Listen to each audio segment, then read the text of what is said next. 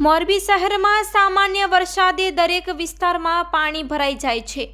પાણી નિકાલના જે વોકડા હતા તે બંધ કરીને તેના ઉપર પાકા બાંધકામો કરી દેવામાં આવ્યા છે, જેના કારણે વરસાદી પાણીનો નિકાલ સદંતર બંધ થઈ ગયા છે।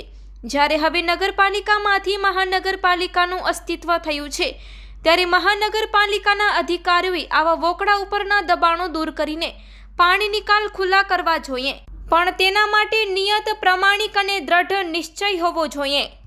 આ બાબતે વાત કરીએ તો મોરબી શહેર અને ગ્રામ્ય વિસ્તારમાં છેલ્લા 3 દિવસથી હળવાથી ભારે વરસાદી ઝાપટા પડી રહ્યા છે, ત્યારે મોરબીના ગ્રામ્ય વિસ્તારમાં વાવેતર થઈ ગયા છે। તેના ઉપર કાચું સોનું વરસ્યું હોય તેવું લાગી રહ્યું છે અને ખેડૂતો ખુશાલ છે। ત્યારે વરસાદ વરસી રહ્યો હતો ત્યારે મોરલા ગહેકી ઉઠ્યા હતા અને વાતાવરણ આહલાદક જામ્યું છે, તો મોરબી શહેરમાં વરસાદ પડતા જ મુશ્કેલીઓ સર્જાઈ છે।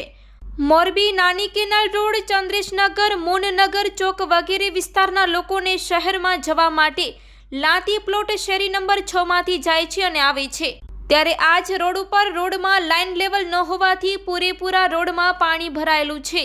જ્યારે એક સ્થળે તો ઢીચણ સમાણા પાણી ભરાયેલા છે, તે પાણીનો કોઈ નિકાલ નથી। આ જ વિસ્તારમાંથી નીકળતા 2 વોકડા સંપૂર્ણ પુરાઈ ગયા હોય વરસાદી પાણીનો નિકાલ બંધ થઈ ગયો છે। મહાનગરપાલિકા આવા પાણી નિકાલ બંધ થઈ ગયા છે તે ખુલ્લા કરાવે છે કે કેમ તે હવે જોવાનું રહ્યું। Report by Shrikant Patel, Morbi.